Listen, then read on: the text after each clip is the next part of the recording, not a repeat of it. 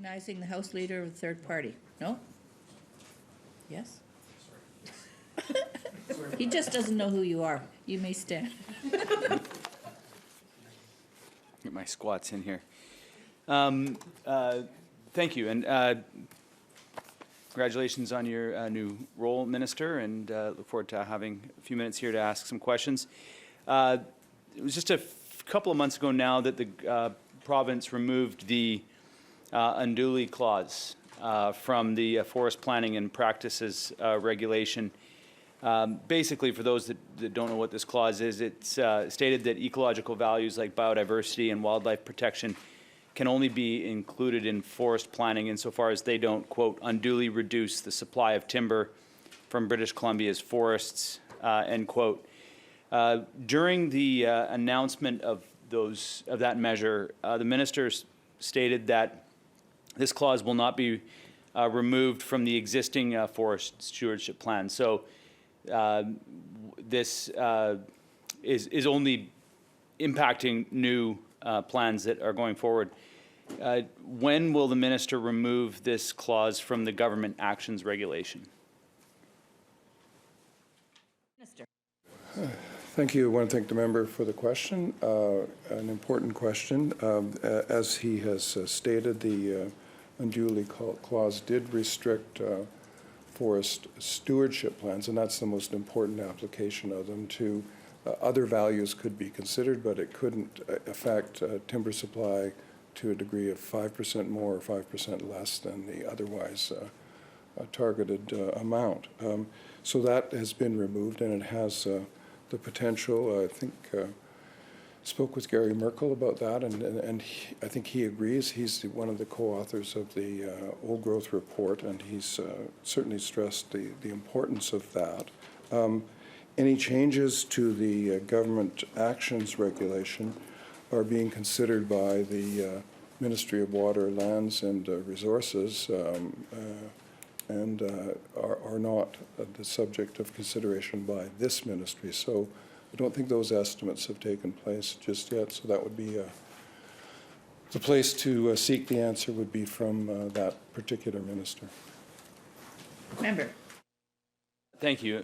So I guess a little bit of context about the question about that particular regulation. It's my understanding that in order to address the plans that are currently in place, that's the regulation that needs to be changed. And so just for clarity's sake, it's not the Ministry of Forests that is in charge of that aspect of forestry. It's the Ministry of Land, I guess. Is that right?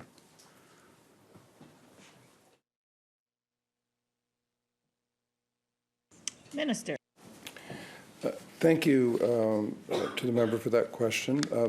There is a somewhat, maybe not complicated, but a nuanced jurisdictional question here. The Ministry of Water, Lands and Resource Stewardship is responsible for land use planning, and that the regulation, the government action regulation, and that falls within the jurisdiction of that ministry.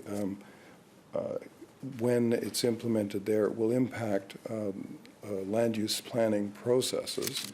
Within the Ministry of Forests, the immediate impact is on forest stewardship plans. Formerly, they're plans that were put together by the company and submitted to the ministry for approval. They contained the unduly clause.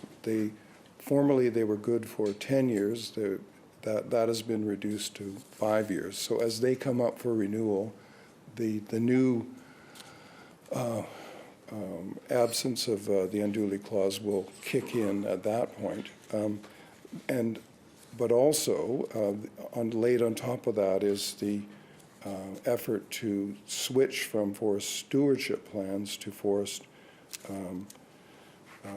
landscape planning, which will not include the unduly planning. So it's disappearing, not overnight, but from two different directions. One would be the renewal of existing plans, and the other would be the switch from forest stewardship plans to the forest landscape plans. Forest landscape plans have the advantage that they're more a regional planning tool that involves not just the company, but it also involves labor and the unions that might represent them, First Nations and communities, and bring all of those values together. And so the absence of the unduly clause will make for a different range of decisions that are possible, and the expectation is that those will create plans that are more durable, are supported by the community, and will increase the certainty both of areas that won't be open to harvesting, areas where there'll be mixed use, and areas where there will be an economic zone for harvesting. Member. Thank you, and thank you to the Minister for that response. Shifting gears here a little bit to try to make the best use of this time. Just want to talk about wood pellets. There's been some pretty strong allegations made with respect to old growth in the province, or at least, at the very least, primary forests being turned into wood pellets and burned internationally for energy, and it being called clean energy, even though burning wood pellets produces greenhouse gas emissions. How does logging primary forests for pellets align with the Minister's own promise to make our forest industry more sustainable? Minister. Thank you. Appreciate the question from the member. And yes, there have been a couple of media reports, and the media reports are not accurate. Well, they're accurate as far as they go in a subtle way, but there is a nuance here that's being missed. Certainly, what the ideal material for pellets is forest residuals and milling residuals. So these are not saw logs, and not all harvested logs are suitable to be used in sawmills because they may be too small, have been damaged by insects, mechanical processing, or wildfire. Some pellet mills do use low-quality logs, but these logs accounted for less than 1% of the total provincial harvest up to the year 2020. That's the most recent year. And it would not be, I just want to go on and stress this, that it would not be economic for a pellet company to use quality logs to produce pellets. In 2022, pellet mills paid $30 to $35 a cubic meter for fiber sourced from residual harvesting piles. By contrast, an interior saw log was valued at around $130 a cubic meter at a lumber facility. In order to get the most revenue for each grade of log, would be sold or traded to sawmills willing to pay this higher price. So that's a difference of $100 a cubic meter. And so it would simply be economic folly to take that log and convert it into pellets. It's not an economic or rational use of that particular log. So similarly, pulp logs are valued at about $50 a cubic meter and would be traded or sold to pulp mills. So in the case, and there were some, I think in the statistics, there were some suggestion that one of the pellet companies harvested saw logs, but even if they harvested them, they would not use them for pellets. They would trade them with other companies to get the forest residuals. They'd use the value of those logs to get forest residuals at a price that would be economic for them to make money. So the data collected by the ministry under the Major Processing Facility Survey confirms that wood pellets are made almost entirely from waste fiber. From 2016 to 2020, over 90% of the industry's inputs have come from sawdust, shavings, chips, and harvest residuals. It's better, and this is a judgment, the member may not agree, to turn waste into bioenergy that displaces fossil fuels globally instead of burning it in open slash piles or leaving it on the ground, which would increase the risk of wildfires. Member. Thank you. And we absolutely have argued in the past that open burning slash piles is not the way to go, and that in fact that is exactly the material that is acceptable to be turned into pellets.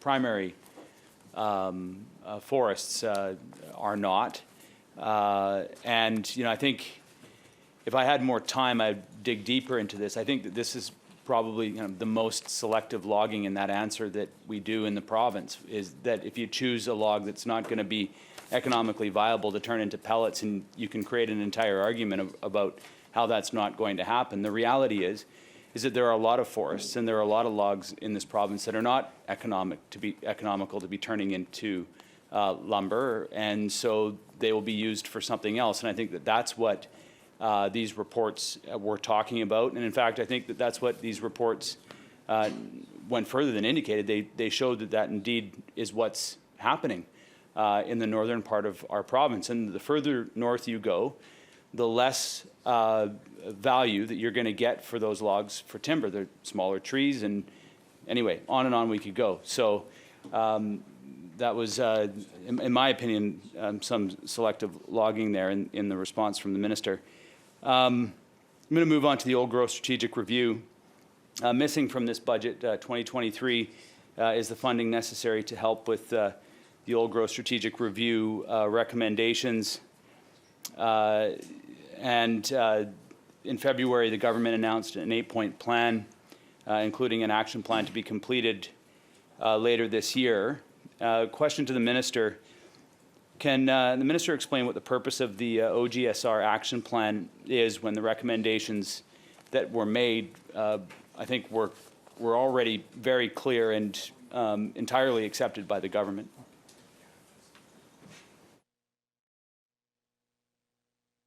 Minister. Thank you. Thank the member for the question. The old growth strategic review is, and the member's correct, the government has agreed to implement all 14 recommendations. What the report did not contain, and this is agreed by Mr. Merkel in discussions, because he is guiding and helping the process as we go along, is that it didn't contain an implementation plan. In other words, how do you take these sometimes very broad recommendations and turn them into action? So in pursuit of that, there have been 2 provincial-wide sessions held in January and February, and there's 26 sessions planned throughout the province in April and May. So that will help create an action plan that will, the Premier's direction is that that be completed by the end of this calendar year. And some examples of movement on the recommendations. Recommendation number 12 talks about silviculture innovation.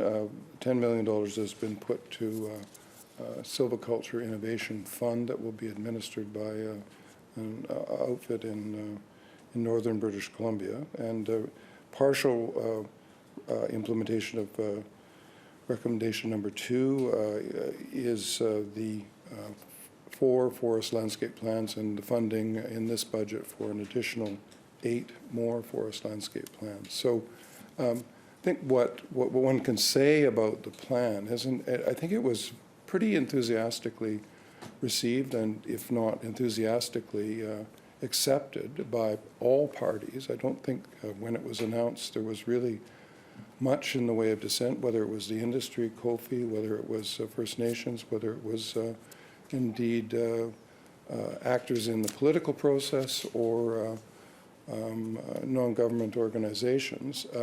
It's a substantive. Sometimes the term paradigm shift is used, which is, I suppose, jargon of a type, but certainly it is very much a change in attitude in how forestry and its future in British Columbia will be undertaken. And so because it is such a major change, it requires a detailed plan to guide the implementation of those recommendations to fruition. And that's those steps have been undertaken, and that's why that work is being done. Member.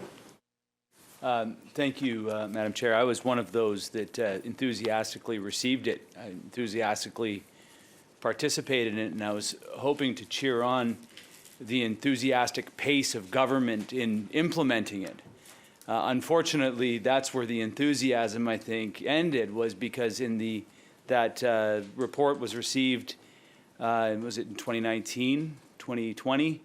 2020. The 2020 election was when the former premier announced that all 14 recommendations, enthusiastically, all 14 recommendations were going to be implemented. And now you fast forward a full 3 years, and the announcement this year is that we're going to develop an action plan for it that's going to be brought to the public at the end of 2023. We're looking at working into the 4th year after the government enthusiastically agreed to implement all of the recommendations. And when you think about that, what the impact of that is on the landscape, when you think about just the number of trees that have been enthusiastically harvested in that time, and forests that no longer exist, and habitat that has been devastated in that time while we've been celebrating the report, celebrating the enthusiasm. So for me, I think that it's important that the pace of this, to recognize that 3 years after the government, this government agreed to do it, we are now finally getting an action plan. And I know we can't go back and write the action plan in 2021 or 2022. I only simply make the statement this statement because I feel the pace of the implementation of this has been exactly at the pace of maybe the growth of a Douglas fir. And it's very, very slow, very, very slow. When will the legislation be reformed through you, Madam Chair, to the Minister to establish conservation of ecosystem health and biodiversity? Another one of those old growth recommendations as an overarching policy in law. Minister. Thank you. Well, it's always great to see no shortage of enthusiasm here in the legislature. Sometimes things go slow, sometimes things are a little quiet, but I'm pleased to see the undiminished enthusiasm of the member. You know, I think we could work together. Maybe we should make some kind of agreement or something like that. But let me say, I don't think it's accurate to say that the forest industry has continued unchanged. There have been 2.1 million hectares of old growth which have been deferred, subject of public debate. The goal is 2.6 million hectares, and that is being worked on. So, and yes, there is some old growth being logged, but it's a very, very small amount of the total amount. 0.3% of the 11.4 million hectares of old growth in the province was logged in 2021. So the trajectory of the logging of old growth has not ended entirely, and that was never the intention, but it has diminished. So and diminished in a consistent downward trend. In terms of the implementation of recommendation number 2, it's not being called a declaration because there are some objections to that's the term that the authors of the report used, but there's been some objections to the use of that term. It's now being called a framework. And that'll be part of the processes that I referred to, the processes throughout the province. That's anticipated to be completed by June. The ministry Forest is a partner with the Ministry of Waterland and Resource Stewardship, and then further steps and an evaluation will take place at that point. So I appreciate the members' concern about the pace of implementation, but these are huge changes in a major industry in the province. I share his concern about that pace, but my enthusiasm for it is undiminished as well, and I think we're heading in the right direction, and I think we're seeing progress made. Member. Thank you, Madam Chair, and I didn't know whether or not I should pop up and call a point of order when the minister used the word shortage. I wasn't sure what he was referring to, whether it was, anyway. Appreciate the response. Thank you, Minister. Just one final question before I turn it back over to my colleague here, and I do appreciate the time. There was a recent study that was released, Simon Fraser University and the Department of Fisheries and Oceans released a study that they did together with respect to the impact of logging on fish-bearing fish habitat, fish streams. I think it would be no surprise to anybody who's been around a fish-bearing stream, particularly, I think this study was talking about coho salmon, that if you take the trees down around the creeks and streams, that there's going to be a variety of different impacts on that. It's going to change the water flows. It's going to change the ability for aquifer recharge. It's going to, and in this case, we learned that it, of course, heats up those creeks and makes them inhospitable to salmon.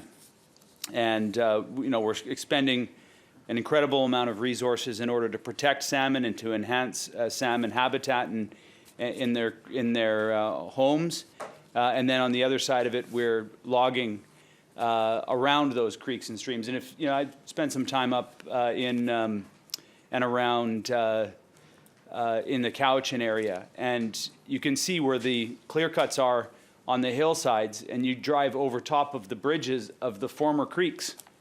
You don't even need the bridge anymore. You could just fill it right in because, well, I guess maybe it's like a storm drain now as the water comes off the side of those clear cuts. The minister has, part of me wants to ask the question, pick which one do you like better, the tree or the fish? Because in this case, you can't, if we're going to continue to pick the tree and log it, we're not going to have the fish. So in some respects, I think the question is a legitimate one, but I think I want to ask a more broad question in terms of the policy, and that is around clear cuts. There was a commitment to stop clear cutting and to start more selective logging in this province like was done generations ago.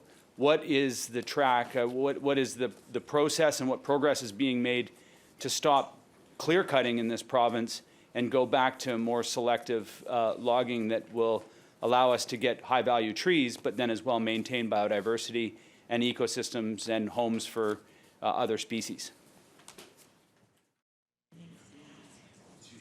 Minister. Thank you very much, Chair, and thank you to the member for the question. Naturally, the ministry is concerned about any actions that would cause an increase in stream temperature, including the possible link with the removal of vegetative cover in watersheds. For example, more than half of the Coast region has land use objectives that specify management restrictions on small headwater streams. Many forest stewardship plans across the province reflect this increased level of riparian stewardship. The removal of the unduly clause from the Forest Planning and Practices Regulation will, along with forest landscape planning, better determine how to manage small streams as part of the forest ecosystem. I would say, and I think I said this earlier, that there has been a shift in using clear-cut methods. Not all harvesting is done by clear-cut methods today. Area harvested by clear-cut, that is no reserves, represents less than 10% of the harvest area. The use of alternative silviculture systems such as clear-cut with reserves and variable retention harvesting has been steadily increasing. So these alternative harvest methods retain trees and other vegetation within cut blocks in clumps or as individual stems.